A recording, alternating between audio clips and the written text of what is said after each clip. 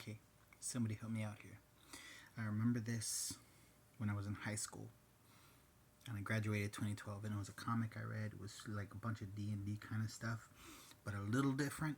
And it was about like an imp who was like a merchant, but it's one of those worlds where like everybody's got blessings, and some of them have like primary blessings and secondary blessings. But there was one I remember where the imp had two blessings. One was like lizard tail or something like that, where um, essentially, like, it sounds like he could lose a body part to try to escape, and eventually it would grow back. But the bad part about that ability was whatever pain he would have felt for losing that limbs is 10 times as worse. And they had another one called like Last Sacrifice, which eventually just kamikaze. He just blows up. It wasn't until later that he figured out that it also applied to the body parts he would lose. Which was so like there's a panel I remember early on where he kind of figured it out, where he was running from another creature trying to eat him, and it grabbed his tail, and he's like, I can't. When he cuts off his tail, knowing it'll eventually regrow, but the pain of cutting off his tail was intensified by the blessing, and he just kept running away. But 5 seconds later, boom, his tail exploded, and it damaged the creature enough that it fucked off and left him alone. Pardon the language. And I was like, okay, I escaped, and he went back to where his little cave was. But it's one of those places where like there's different dungeons, and different dungeons have different floors, and there's like the non-intelligent creatures that are weaker, that are up the upper levels, and the lower down you go, the monsters and creatures and everything just get bigger and stronger with more blessings and much more power. Of course, everything's got blessings and power, including the monsters and the heroes. It just depends on what's what. So, the weaker creatures without intelligence were usually on the upper levels, where they would get farmed by a lot of the adventurers, basically. But the ones that were weak and intelligent knew to hide in the lower levels by the stronger monsters, because they didn't really care about them. They're more just like, as long as you leave me alone, kind of mentality. Because the big scary creatures is essentially just kind of saw them as flies. So they would hide in those areas, knowing that adventurers wouldn't really go mess with them. But he was a little smarter than most of them, because imps kind of hit in mid levels, but he would go way down and stay as close as he could to like the worst monsters that the dungeon had to offer. Because even in the mid levels, imps were still getting killed off very quickly, and they were a little bit more barbaric. So for some reason he was a little smarter, but he never knew why. So he would hide in the real low levels, and he would see adventurers who have really great armor and equipment and everything, and they would go down to the lower levels to fight the better creatures, to try to get rarer materials, and kind of like, I got the head of a manticore, some shit like that. But most of them ended up dying just because they're, cocky adventurers, like, I can beat this thing, and oh shit, he killed the whole party like in an instant. So whatever was left of the adventurers, the imp would go and take their stuff and kind of hide it in his little cave, where he's left alone for the most part, because he's the only one that went that far down. So just for the adventurers to even make it that far down, they have to have good stats and equipment.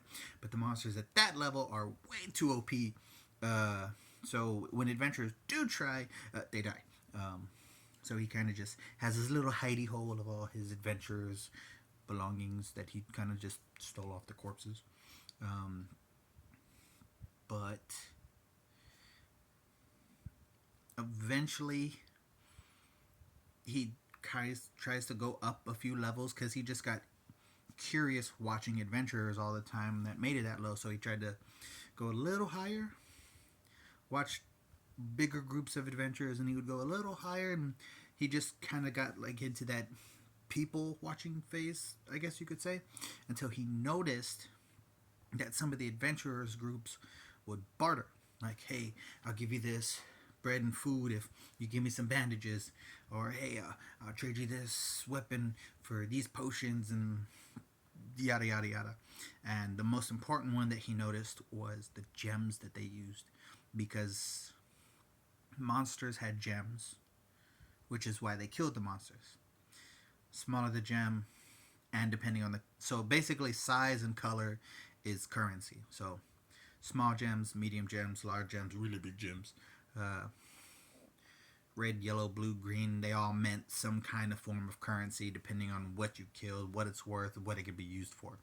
So it was a kind of like a weird currency, but he realizes that he has a ton of really good equipment and a buttload of gems, because if you're an adventurer that made it that far where he was hiding, you probably had a lot of money, which probably wasn't smart keeping on him. So he has a ton of rare and incredible gems that cost a lot.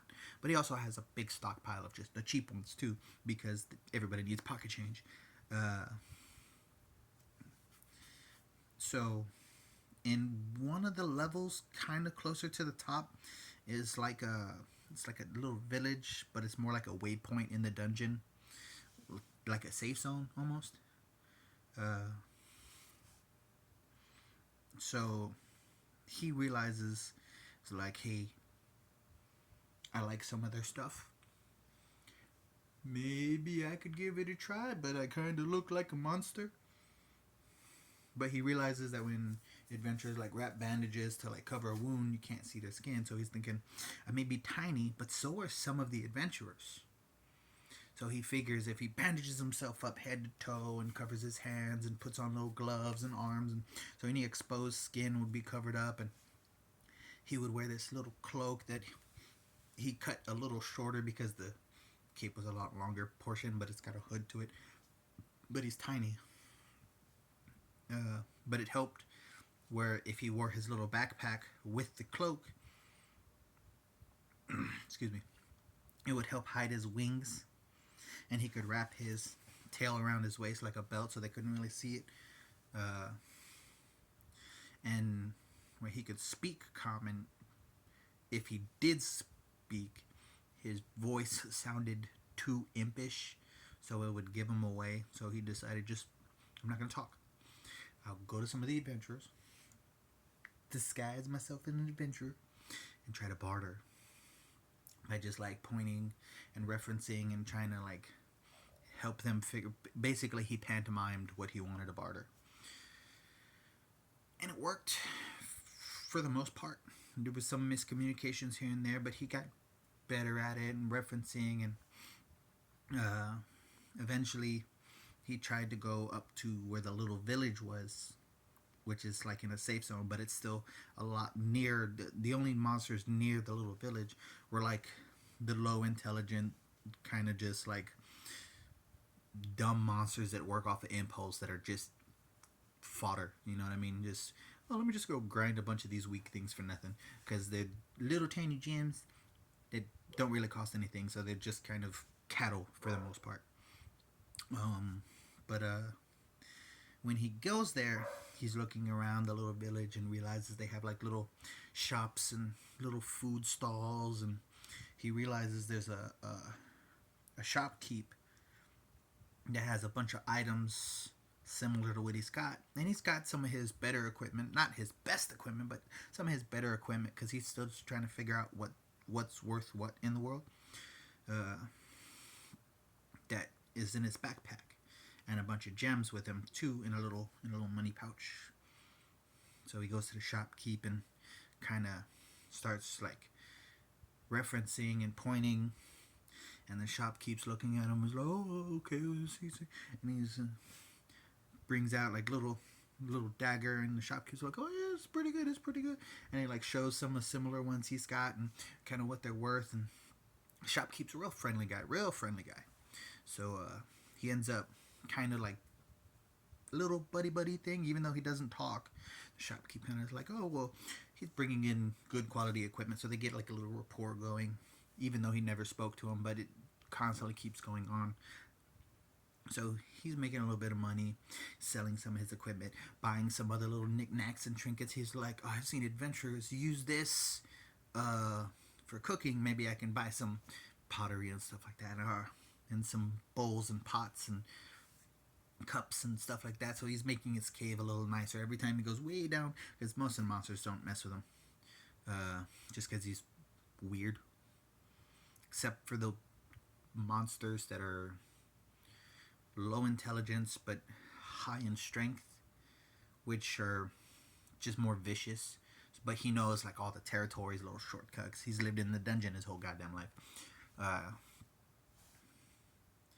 But he kind of just does up his cave nice. But eventually he realizes, man, these bandages, I can't just keep changing these bandages. I'm going through this and my cloak's getting all tattered and worn. So next to the shopkeep is like a blacksmith, but he does like tailoring stuff too, like like adventurers garms and stuff like that. Like he's not like, how do I put it, like he does blacksmithing, but he also does like seamstress kind of stuff too, where like he can make the robes for the mages, or he can make like just light armor, or like cloth armor, leather armor stuff too. But that guy's a little bit more of the greedy side.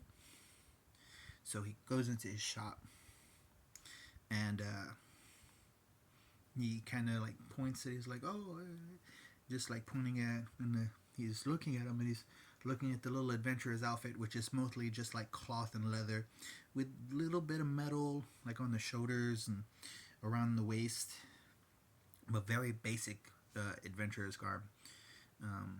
And he kind of he's pointing at that, pointing at himself, pointing at that, kind of referencing that. It's like, hey, can you make something that in my size? And the blacksmith's like, oh, I don't know. A custom outfit like that, it's gonna cost you a pretty penny. I'm just saying, I don't know if you can. And before he could finish that, slaps on, and he's looking at one of the most beautiful, fattest gems he's seen. And he looks back at the imp. Mind you, again, he's still covered up in his bandages and his garms and everything, so he's got a little backpack on. And he looks back at the gem, and he looks back at the imp. Well, a customer's a customer. And he starts taking his measurements and trying to get all the fittings and everything he needs. But the imp doesn't want to take off his backpack because his wings would kind of poke out the cloak a little bit and give him away. He's like, no, you need to take off your backpack. And eventually, while in the little bit of struggle, his bandages slip. And he realizes, oh, you're a monster. Guard. But before he could finish yelling the word guards, the imp slaps down a much bigger gem. Boom, hits it on the table. And then just looks at the blacksmith. And the blacksmith looks at the bigger gem. And looks at the imp. And looks at the bigger gem. And looks back at the imp. And he's like, well, I did say a customer's a customer. And and now that the imp kind of knows, he's like, okay, seems like he's okay that I'm a monster. And he sets down his backpack and kind of they go into a little back area, and he actually takes proper measurements of the imp and actually gives him a nicer outfit that fits more for his imp body, but also at the same time helps him hide what he really is. He even includes like a little thing to kind of like help hide his face a little bit more, a little hood, everything. So he gives him a little bandana to cover his head. But because he keeps going back and forth between the lowest levels to the highest levels, to the lowest levels to the highest levels, he constantly damages some of his stuff, either going through some of these routes or dealing with some of the monsters that kind of aggro him a little bit, which is for the most part, he can defend himself or at least get away. But he gave him repeat business. So he ends up building a rapport with the shopkeep, with the goods he's selling, and with the blacksmith, with the constant repairs to his outfits. And sometimes he changes outfits, but only a little bit. For the most part, he likes the way he looks. So they like the repeat business. Plus, he pays a little extra on that premium, with the blacksmith. He's like, hey, you keeping my secret, buddy. A little sprinkle on the top for you. But for the most part, he never really talks. just because he can't, because he'd give himself away. But eventually, one of the times where he's like, okay, and this is, mind you, maybe a year and a half later. I can't remember how long the time skip was, where it said there's like he's been doing this for a while, and adventurers for the most part kind of know, hey, there's a little dude that kind of is willing to trade with you, and the blacksmith is like, oh, I know he's an imp, but I'm not gonna say anything. But the shopkeep still doesn't know he's an imp, but he's like, I don't care. He's a nice dude. He comes and brings me stuff. He's willing to haggle and negotiate, and he's always got good quality equipment. So he's A1 in my books. So he's kind of got two allies in the little village kind of thing, the little waypoint in the dungeon village. But when he goes back one day, there's like a mithril class adventurer, or maybe not mithril, but really high class adventurer. Big, shiny, decorative armor, long, skinny, looks magically kind of bullshit sword, like main protagonist vibes. Antagonist in this case. Because he's one of those, oh, do you know who I am? Do you know how powerful I am? I'm this adventurer. You should be happy to give me your supplies. It's way too much. I'm just going to take it kind of thing. And they're like, no, you can't take our stuff. So during the little scuffle with the shopkeep, the blacksmith comes in and is like, hey, what's going on? And he kind of starts bullying both of them, because it was like, oh, y'all don't know who I am. I'm him. I'm that guy. It was like, yeah, you shouldn't be bullying. And so they're a little bruised up and a little bloodied, because he's just forcibly doing and taking whatever he wants. And the imp just happens to walk in while this is happening. And he's like, oh, what's going on? And he takes out his little dagger and whoosh, jumps in front of the thing. And he's like, ha! And wah! And backhands him so hard when he tries to jump at him to stop him. And the blacksmith's like, no! But when he gets hit, boom, he goes hitting into a wall. And his clothes are torn. But he gets back up and he tries to go in front of his friends again. But he's, like weak, limping, can't really do anything. But because his clothes are torn, his skin's exposed. And the adventurer's like, oh, you're a monster. Stabs him through the stomach and picks him up and puts him right in front of his face. He's like, ha ha ha, you thought you could beat me. You thought you could trick me, monster. Ha ha ha. But as he's like throwing his head back and laughing like a dick, the imp bites his tongue off and goes, and spits it down his throat while he's laughing. And he starts choking and he drops the sword, but the sword's still in the imp's stomach, and he kind of like falls off to the side, and the adventurer's like, and while he's choking, his tongue explodes in his throat. Dead. And now the shopkeep and the blacksmith are like, no, buddy. And the shopkeep's like, oh my god, I didn't know he was a monster. This whole time I didn't know. And the blacksmith's like, I knew, but he was paying me not to say anything. And it's like, how did you know? It's like, well, I took his measurements. What do you think? He goes, you knew this whole time? I was like, yeah. It's like, shit, how is he like, the blacksmith is like, little buddy, no. The shopkeep is kind of conflicted, because he's like, little buddy, but I didn't know. But eventually it's kind of like, well, he saved us from getting killed and all of our shit taken from this asshole of an adventurer. Like he put his life on the line, quite literally. Pulled the sword out of him, tried to bandage him up, and he starts glowing. And then the next thing he remembers is waking up in the shopkeep's bed, bandaged up, kind of coming to. And both the blacksmith and the shopkeep are just kind of like by his bedside, just one's dozing off and the other one's just kind of reading a book and doesn't realize he woke up, and he looks at him, oh my god, he's awake. But when he's looking at himself, he realizes his hand doesn't look like a little imp hand. It looks like a hand. His arm doesn't look like a little skinny. Like he realizes he changed, and he looks at his body, and he's like, "Who am I?" Not like he forgot who he was, more or less like he doesn't recognize the body that he's in because he killed an adventurer who was so massively higher level than him that as a monster class he kind of upgrades differently than adventurer class, because adventurers through levels and experiences level up, but monsters level up through whatever they kill, even if it's other monsters or other adventurers. He kind of looks like a short oni kind of looking human-ish kind of, like he's still tiny. He's slightly taller. He was probably like 2 feet. Maybe now he's like 3 feet. So he's still tiny, but he looks more humanish. And he's just like wearing a pair of shorts. He's got bandages across his stomach, and he starts pulling off the bandages, and his stomach's healed. And he's like, he doesn't get it, and both of them was they both kind of explained what happened. Oh, when we poured the sword out of you and tried to like see if you were okay, or the adventurer was dead, you just started glowing and you turned into this, and your wounds were mostly healed, so we still bandaged you up, but it looks like they're all healed now. And he gets up and he walks over to the shopkeep's mirror in his room, and he kind of looks himself up and down, and he's like,